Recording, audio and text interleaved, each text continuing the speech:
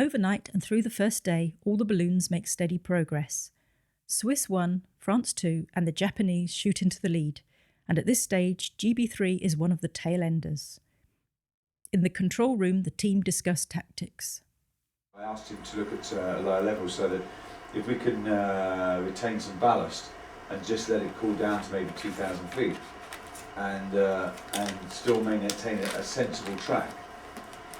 Tomorrow morning it comes back up. Yeah. With the sun heating. Oh. It will go to exactly the same level. The temperature's the same. Yeah. So it's so finicky.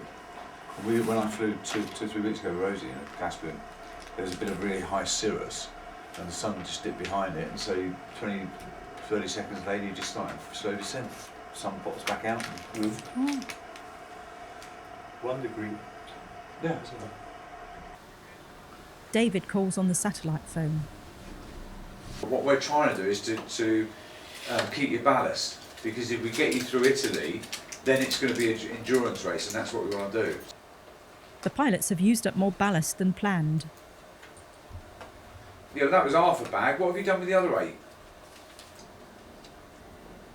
You used 7 bags overnight up to 0500 Zulu. And how many did you take off with?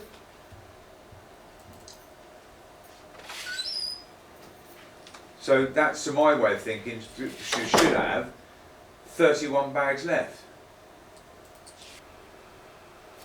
No, you get the hang of it one day, mate.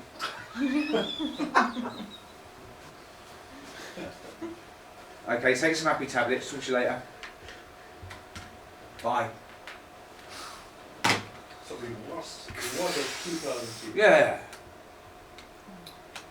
They were trying to keep a level instead of just letting it cool a little bit. And he said once it starts, it accelerates away. Yeah, of course. And they ended up chucking half a bag out and went back up to ceiling. I think we're going to have a lot of head scratching later. It's a beautiful sunrise. After the second night, 7 balloons are out of the race. Now GB3 is heading towards the Pyrenees.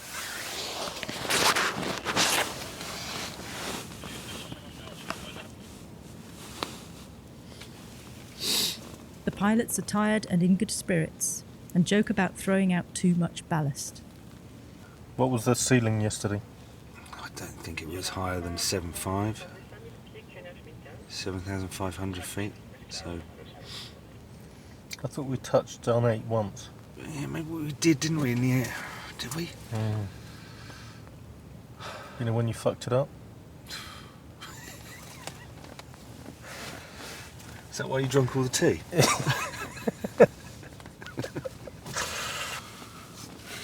I hope we don't make it towards the Pyrenees, because we have to definitely climb. Mm. And that will be all our ballast, and that will be a problem. Yeah. It'll be bloody embarrassing to end up in the same field as we ended up last time. That would be. Although that time we flew from Geneva, and this time we flew from Bristol, so... Yeah. We're slowly getting the hang of this flying. I reckon in 20 years' time, I reckon we could win this. Balloon 1 November, Mike, I got the ident signal, but check the squawk 4724. Okay. What are those mountains, mate? Beautiful, aren't they? Pyrenees. Not for us today, though. Okay, how was your turnout?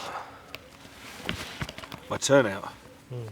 Oh, the most satisfying experience of the trip so far. We're both happy boys now. Go on then, run it through. What did we have to do? Well, I think it was about 45 minutes from starting the process to finishing. So everything in the bottom of the basket had to come out, bench up. Everything from this end up to this end. And we set the toilet box up. And then we had all the accoutrements, the perfume, the air freshener, We're both nearly blacked out through. It's the altitude, mate. Yeah. What, pushing at that sort of altitude? Yeah. Yeah, I'm sure it is. Yeah. It was a surreal experience, but very rewarding one. And where is it now? I was just going to say, we got it on a 30-metre length of rope hanging below the balloon at the moment. We didn't think we could drop it on Toulouse. This is a very odd competition. I have not seen one balloon. No. And there are at least 3 pretty close to us. Yeah. I reckon if we worked hard enough, we'd probably spot one. Are you ready for him to go out across the sea? Yes, well, John and I have done a lot of calculations this morning, and I wouldn't like to say we're 100% ready at the moment. We're waiting for David to phone back now, and we'll just check his speed. But we're fairly confident we're going to be able to push the button very shortly to say, yes, go for it. No, we've just changed to your map up there, and he's still over the south of France, yeah? That's right, yes. He's coming down fairly quickly, 25 knots, about 26, 27 miles an hour, coming down, and as you can see, this is where we wanted him, this is where he is, and we've got about 2 hours to go before he'll be able to cross the coast. Just briefly, he's miles behind the Swiss. Can he catch up? Oh, absolutely. Don't forget, it's not a race as in speed, it's endurance and it's the distance that counts. So the Swiss may well land. Actually, in Italy, we don't know how much ballast they've got. We might be able to, or maybe the French of Sebastien Lay will go right over the top of them. So you could catch them up and pass them. OK, Clive?